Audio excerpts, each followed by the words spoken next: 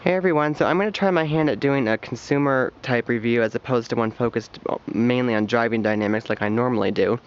So anyway, let's go ahead and get started. This is a 2012 Ford Fusion Sport front wheel drive. This vehicle is at the end of its product life cycle, but I do want to still give you a consumer review because you can get some pretty good discounts from Ford on these things as they're making way for the new 2013 model. It's still a very competitive product, I think, in the midsize family sedan market. So I'm going to try to cover everything and not go over time like I did in my rehearsal video. So let's go ahead and get started with the exterior styling. This is a fairly dynamic and sporty looking package compared to your traditional, Nissan Altima, Honda Accord, Toyota Camry. And the sport model gives you a smoked grille. There's another smoked piece of trim down there. You get these nice chunky 5-spoke 18-inch rims. Rocker sill extensions there, a standard rear spoiler, a different rear diffuser. And right there is your chrome tip dual exhaust specific to the sport model. Another handy exterior feature you can get for only $295 is this ultrasonic reverse sensing system. It's very effective. It'll start beeping at about, I want to say maybe this far away, a couple feet. Then it'll turn to a solid tone. It'll go like beep, beep, beep, beep, beep, beep, beep, beep, beep, beep, beep, and turn to a solid tone, maybe, I don't know, that far away-ish. Very useful for parking considering the vehicle has a high deck lid and it is kind of hard to see right out the back. Of course, if you want to spend a ton of money, you can get a rear view camera as part of one of the packages. I believe it's the one that includes the huge touchscreen navigation system, which is not my Ford Touch. It's Ford's older system. I believe it's a Clarion system. Correct me if I'm wrong. Can't quite remember. So there's the exterior. Still a great looking package. Looks good on the road, especially in this red candy metallic paint job, which costs $295. While I'm outside, I'll talk a little bit about the driving dynamics, even though I've got it in some other videos. 3.5 liter V6, 263 horsepower, 249 pound-feet of torque. This engine is very smooth, gives you plenty of power, especially at full throttle for passing. I do wish it had just slightly more low to mid-range punch. Maybe I'm just expecting too much out of a car because it weighs a little bit too much. But I don't think anybody will have a problem with how fast this car is.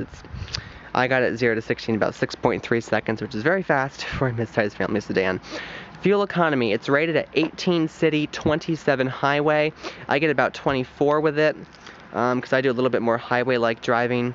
But the combined figure is 21 miles per gallon. So do keep that in mind. This car is not fuel efficient. I don't drive it that much a year, and like I said, I do get about 24 with it just because of my driving style. But if you live in the city, this is really not something you're going to want to be driving every day because it will suck down gas pretty quickly. Another Ford trademark feature is your Capless fuel filler. It's a simple thing. You can't just get into it. You have to actually have a thing that can press both of these and let you in. So it is secure, and it's very handy. So let's go inside. The interior is dated, but it's a proven design. The seats are comfortable. There's 10-way adjustments here. You got 4 aft, up and down, and you can individually tilt the front and rear of the seat. Backrest is here, and of course you have lumbar in and out. You have a nice steering wheel. It's tilt and telescopic. Good amount of range to it. Sport grip extensions. It's leather wrapped on the Sport, and you get contrast stitching here. Your cruise control and trip computer controls are right here, and your other controls are here that fall easily to hand. You have volume, your seek. This changes your media source, your voice activated buttons right over here. This is your phone controls right here. The doors, handle design's a little bit cheap.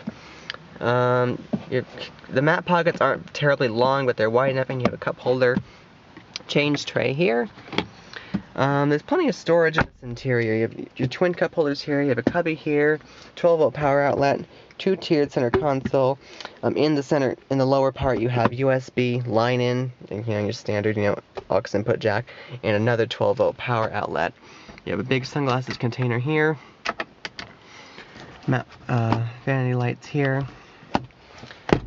Whoops, I just lost my garage door opener.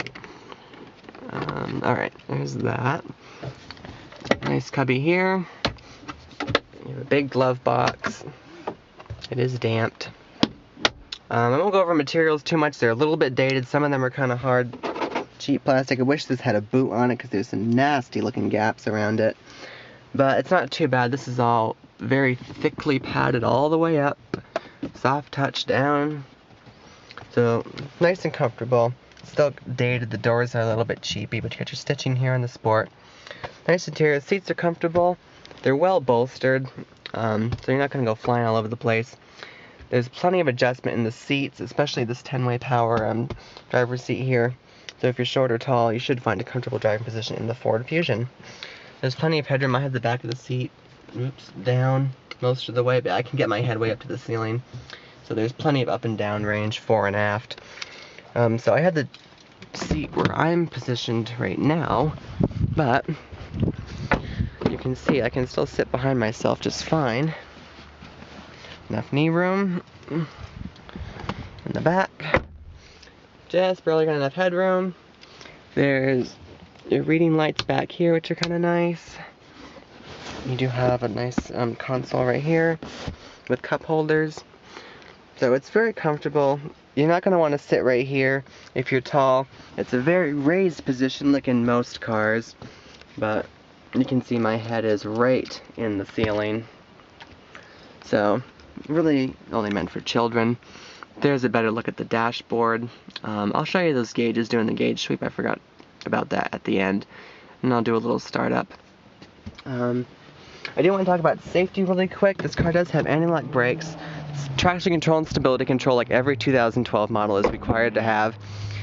You get your dual front airbags, of course. Side impact torso airbags, and of course, curtain airbags. All standard equipment. This is an Insurance Institute for Highway Safety 2012 top safety pick. Trunk is huge. You have your trademark huge trunk that the Fusion's famous for. So, since 2006, well, there's the Milan twin. Very big, 16.5 cubic feet.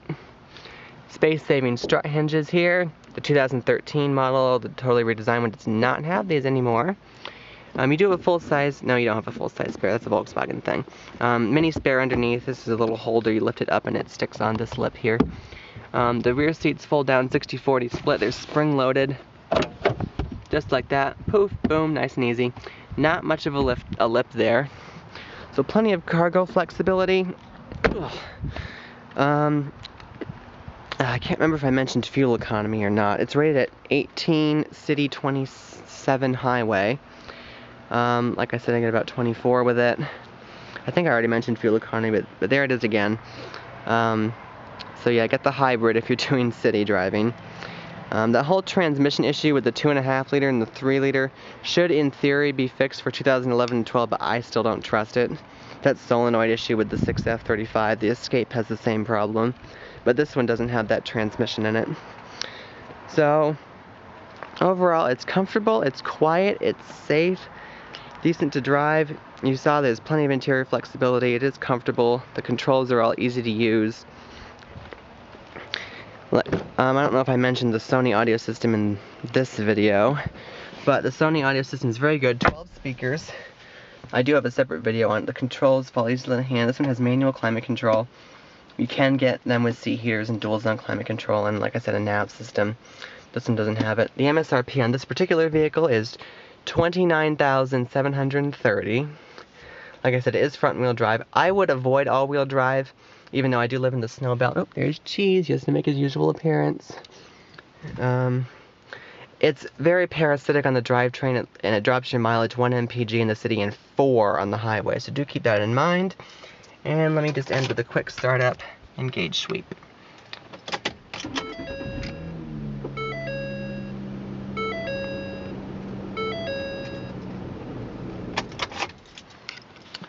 So there you have it. There's my consumer full review on the 2012 Ford Fusion Sport before the new one shows up.